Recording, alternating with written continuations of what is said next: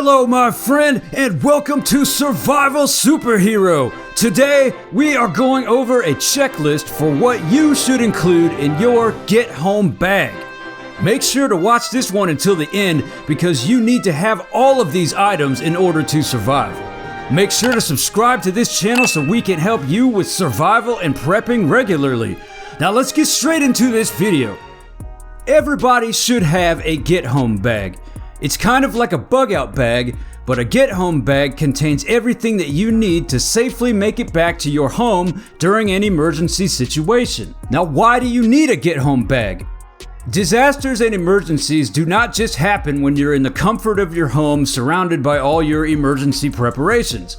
It's a great idea to have a solid Get Home bag packed and ready for not only you, but also each member of your family. That way, if you are all out at work and school during the day and an earthquake, flood, or other disaster strikes, you can all safely make it back to your home base and decide on your next move. Or what about if you're out driving and suddenly there's a group of rioters blocking the road?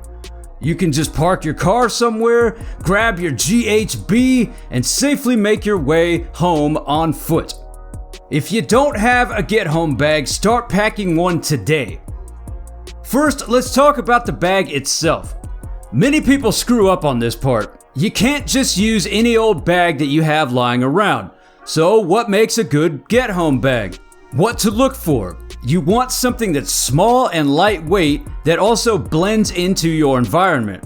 A small or medium-sized backpack is the best, but you can also use things like a laptop bag, a messenger bag, a gym bag, or even a purse. Now, what kind of bags to avoid? You do not want to stand out too much for many different reasons. So you want to avoid anything that makes you look like a crazy prepper.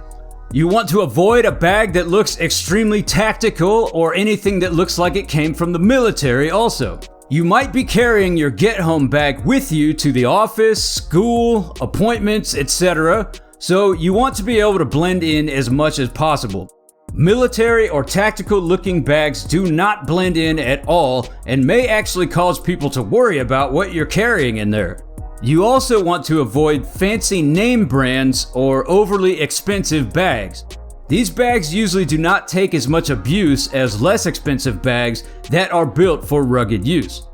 Finally, you want to avoid extremely large bags. Not only do these stick out like a sore thumb, but you don't want to walk 20 miles back to your house carrying a giant 50-pound oversized bag. Let's talk about some specific bag recommendations. Here are 6 excellent bags that you can use for your own personal Get Home bag. The 511 Tactical COVRT18 2.0, LA Police Gear Atlas 72-hour MOLLE Tactical Backpack, and the Fieldline Tactical Alpha Ops Daypack. Now these 3 are technically called tactical backpacks, but they don't look like tactical backpacks. They blend in and they are great. You also might want to check out the Vertx Gamut 2.0 backpack. Also the Amazon Basics 15.6-inch laptop shoulder bag.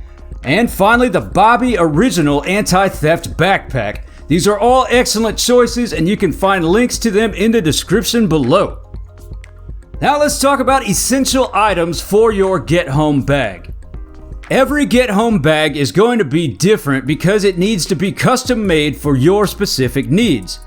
The categories of items that you should pack are shelter, water, medical, food, cooking, clothing, hygiene, light, tools, navigation, and self-defense. First, let's talk about shelter. You're going to want to think about how far you normally travel and prepare to walk back to your house from there. We recommend you pack a bivy, such as the Go Time Gear Life bivy or the SOL bivy, because they do not take up much space and they will keep you dry, warm, and even provide shelter if you need them to. Water. We recommend you pack a 1.5 liter water bladder like the Platypus Big Zip and fill it up with water for your main water source. Then also pack a Lifestraw Go water bottle with filter or a Sawyer Mini. You can fill these up with whatever water supply you come across, and the water filter makes it clean to drink. You can also pack some water purification tablets for good measure. It's great to be overly prepared, especially when it comes to water. It's also good to pack some liquid IV. You might also want to pack a water key to open spigots. This can really be a life-saving water supply, and without a water key, you won't be able to access the water. Check the description down below for a link to all of these items. Medical. We recommend the Surviveware Small First Aid Kit. It's got 100 high-quality first aid supplies, and it takes up a tiny amount of room. You should also pack some common medicines such as Tylenol, ibuprofen, aspirin, antacids, paracetamol, antihistamines, and Pepto-Bismol. If you wear glasses, you should pack an extra pair of glasses in case you break your main pair. Also be sure to pack sunscreen and bug spray. Food. SOS emergency ration bars have enough calories for one person to eat for 3 days, and it's got a 5-year shelf life as well. You can also pack some survival tabs. You can actually survive for 4 to 5 months just eating survival tabs, and they also take up a very little amount of space. You can also pack some simple energy bars, trail mixes, or other high-calorie meal bars instead. Fire. You want to have multiple ways to start a fire, so pack a ferro rod in addition to storm-proof matches. We recommend the Bayite Survival Ferro Rod or the Swiss Safe Fire Starter, and the UCO Stormproof Match Kit. Consider packing the Survive Permanent Match if you want to be ultra prepared. Tools. We recommend the 511 LE-EMT multi-tool. Now this was actually designed specifically for first responders, and as far as multi-tools go, it's one of the best. It contains all kinds of things like a wire cutter, pliers, 1.5-inch 3CR13 steel Tanto knife blade, a seatbelt cutter, a spring-loaded glass breaker, and even a handcuff key. Also pack some rope or cordage. Clothing. Get yourself a waterproof compression sack, and inside of that, pack a change of clothes including pants, a t-shirt, extra pair of underwear, extra pair of wool socks, a chamois scarf, and a windbreaker. Also pack a hat to keep the sun off your head, and if it's winter, make sure to pack a wool stocking cap. You also want a sturdy pair of gloves that will protect your hands from cuts and abrasions as you climb over any terrain in your way. We recommend the 511 Hard Times 2 gloves with reinforced knuckles.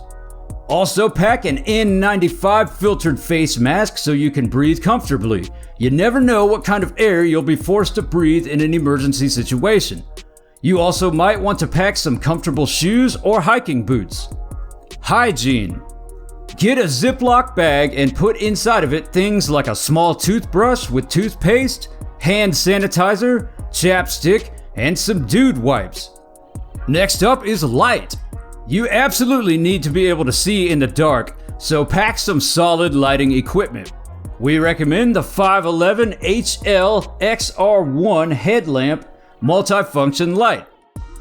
Its 1000 lumens will light up anything that you need to see just by pointing your head at it. You should also pack backup light sources. We recommend the 511 Response XR1 1031 lumens handheld flashlight, or any good hand crank LED flashlight, and 6 or 7 chem lights as well. Navigation. A solar hand crank NOAA weather radio such as the FosPower D2 4000 mAh is a great choice because it also doubles as a power bank that you can use to charge your cell phone. You should also pack a USB smart charging cable and solar USB charger, a button compass, and printed street maps for all of your local areas. Also include a paper and pencil for writing notes, jotting down landmarks, and things like that. Pack all of this inside a waterproof plastic pouch. You can also pack a GPS and a personal locator beacon such as the Garmin InReach Mini, the Ocean Signal PLB1, or the ACR Rescue Link 400. Note that the Garmin InReach Mini does require a monthly subscription, but the Ocean Signal PLB1 and the ACR Rescue Link 400 do not. Make sure to pack extra batteries for each type of device in your bag as well. Self-defense. You want to avoid any hand-to-hand combat, so if it's legal in your area, pack things like pepper spray, mace, a firing taser, and even a compact handgun if you are trained and safely know what you're doing. Things to consider. You want to assume that you're going to be walking the entire way back to your house. Consider how far you normally travel to get to work or school from your home. Generally speaking, the farther you have to travel, the more items you should pack. You should also consider the climate you live in and what season you're in. It's also important to consider your environment. Are you in a rural, urban, or suburban environment? Definitely consider any health conditions or issues you personally have, and make sure to pack extra medicine and whatever supplies you need to take care of yourself. Where to store your Get Home bag. Ideally, you want to either carry your Get Home bag with you throughout the day or store it somewhere that you can always access it when you need it. It is not recommended that you just stash it in your car because you might not always be able to get to your car. If you aren't going to carry your Get Home bag with you at all times, consider putting it in a P.O. box or a public storage locker. Just make sure that you can get to it 24/7, day or night, no matter what. Subscribe and turn on notifications so you don't miss more videos on survival gear, prepping, and much more.